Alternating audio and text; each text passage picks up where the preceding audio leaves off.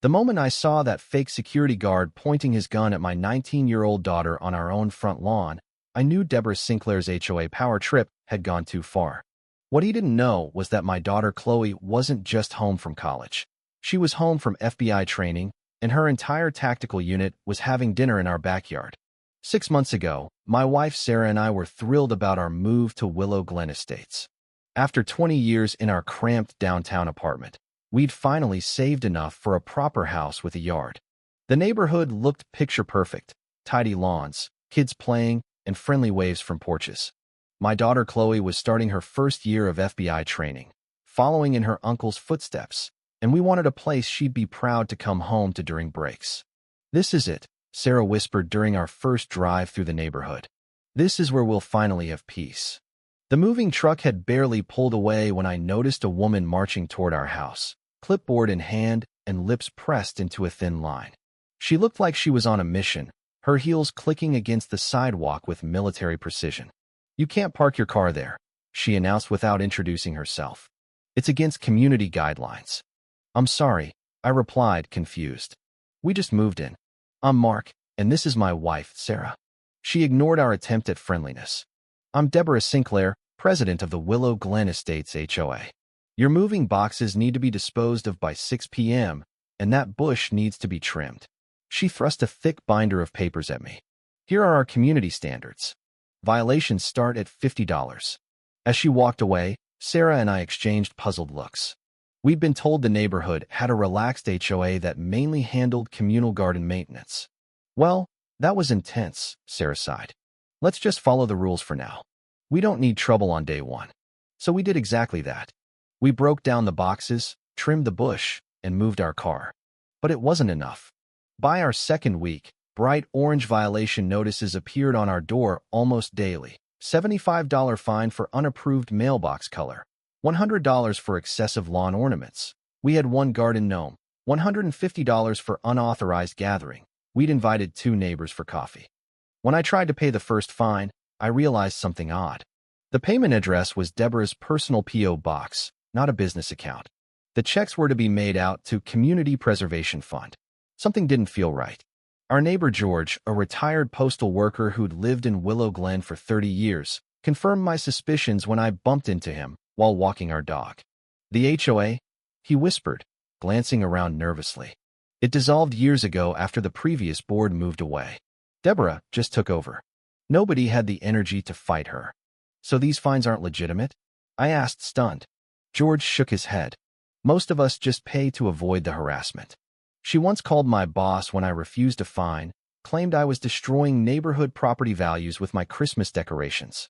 Nearly cost me my job. "That's extortion," I said, anger rising in my chest. "It gets worse," George muttered. "Last year, she hired some guy to play security officer. Walks around with a uniform and everything. Some people say he carries a gun."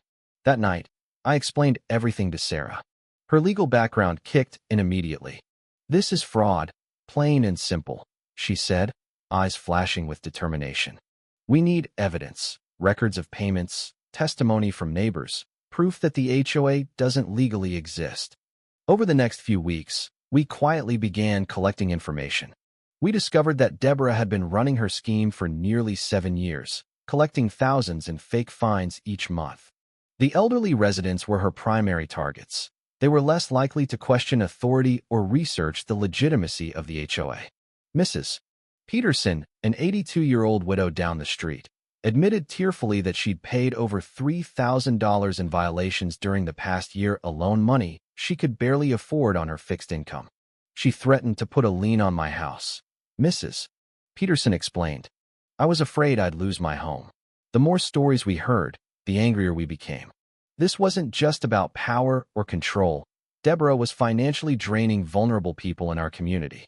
Our first real confrontation came when I refused to pay a $200 fine for unauthorized landscaping.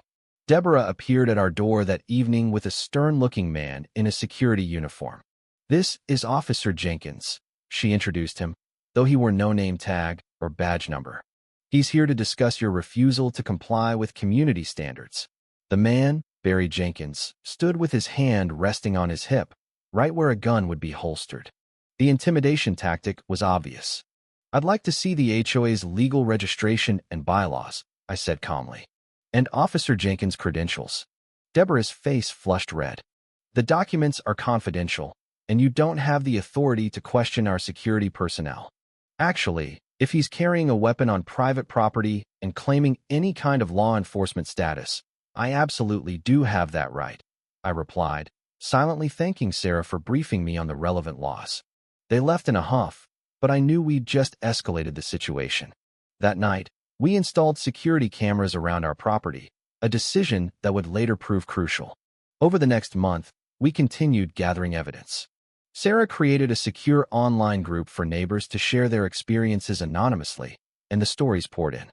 We discovered that Officer Jenkins was actually Barry Jenkins, Deborah's cousin, who'd been rejected from 3 different police academies. He had no security license, no weapons permit, and no legal authority. The most disturbing discovery came when Chloe's FBI mentor helped us access public records. The real Willow Glen Estates HOA had indeed been dissolved 7 years ago. Deborah had been operating a complete fiction, using intimidation and fake documents to extract money from our community. We were getting ready to take our evidence to the police when Deborah made her biggest mistake. Chloe was coming home for the weekend and bringing 5 classmates from her FBI training unit. They'd been working on a community policing project, and Chloe thought our neighborhood situation might make an interesting case study. We planned a backyard barbecue to welcome them. Saturday arrived with perfect weather. Chloe and her friends all in their casual clothes, but carrying themselves with that unmistakable law enforcement posture, arrived around noon. They were an impressive group: Alex, a former Marine; Megan, who had a law degree; Ryan, a computer forensics specialist; Olivia, who specialized in negotiation tactics; and Ben, who'd previously worked in white-collar crime investigation. The afternoon was going wonderfully. For the first time since moving in, we felt relaxed and happy in our new home. Chloe was setting up her laptop to show her friends the evidence we'd collected when I heard raised voices from the front yard. I stepped around the house to find Barry Jenkins standing at our front gate, issuing a violation notice to Chloe, who had come out to grab something from her car. "This gathering exceeds the permitted number of guests," he was saying, scribbling on his clipboard. "And that vehicle is parked incorrectly." Chloe, always level-headed, responded calmly, "This is my parents' home. I'm just visiting." "The rules apply to everyone," Jenkins insisted, puffing out his chest. "That'll be $250. Due immediately. I'd like to see your authority to issue this fine," Chloe replied, her FBI training evident in her composure. That's when everything escalated. Jenkins' face darkened, and in one fluid motion, he unholstered his weapon and pointed it directly at my daughter. "My authority is this," he growled. "Now get your checkbook, or things will get unpleasant." Time seemed to freeze. My daughter was staring down the barrel of a gun on our own front lawn over a completely fabricated violation. My heart hammered in my chest as I stepped forward, but before I could speak, the backyard gate swung open. "Federal agents." Alex's voice rang out clearly as he and the other FBI trainees emerged, moving with practiced precision. "Lower your weapon immediately." The change in Jenkins' expression would have been comical under different circumstances. His face drained of color as he registered the 5 new arrivals, all standing in perfect formation, their training evident in every movement. "You're making a big mistake," he stammered, though his hand wavered. "The mistake," Megan said firmly, "is impersonating security personnel and drawing a weapon without cause or proper licensing." Jenkins panicked. He tried to reholster his gun, fumbling it in his haste. Alex moved forward in one swift motion, securing the weapon while Ryan guided Jenkins to the ground. "You can't do this," Jenkins shouted. "I'm authorized security." "Authorized by whom?" Ben asked, his voice calm but authoritative. "Because we've checked with state licensing boards. You don't exist in their system."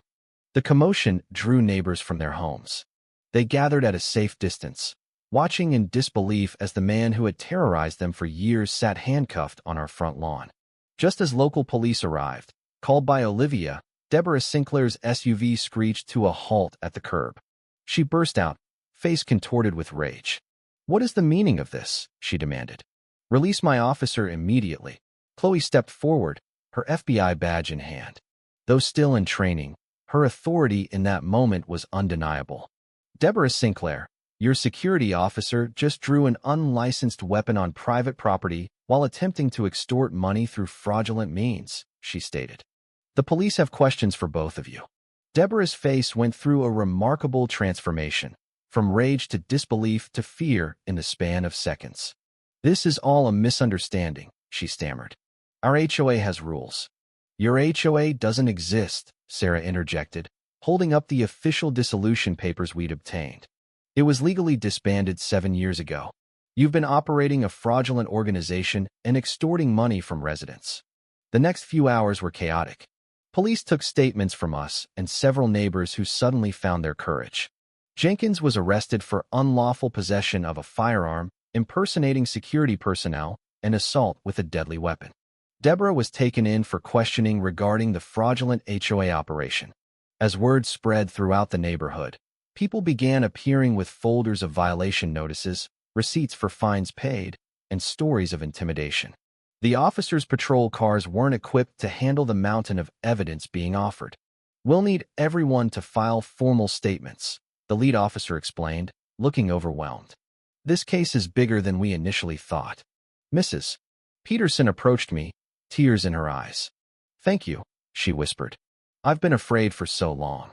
By Sunday evening, the news had picked up the story. Fake HOA scam exposed in Willow Glen Estates ran across the bottom of our local station.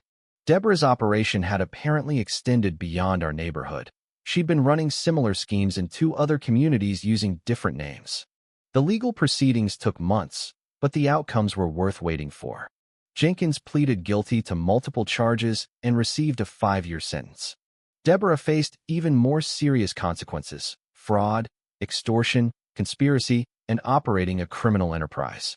The judge showed no mercy, sentencing her to 12 years and ordering full restitution to all victims. "The court views these crimes as particularly heinous," the judge stated during sentencing.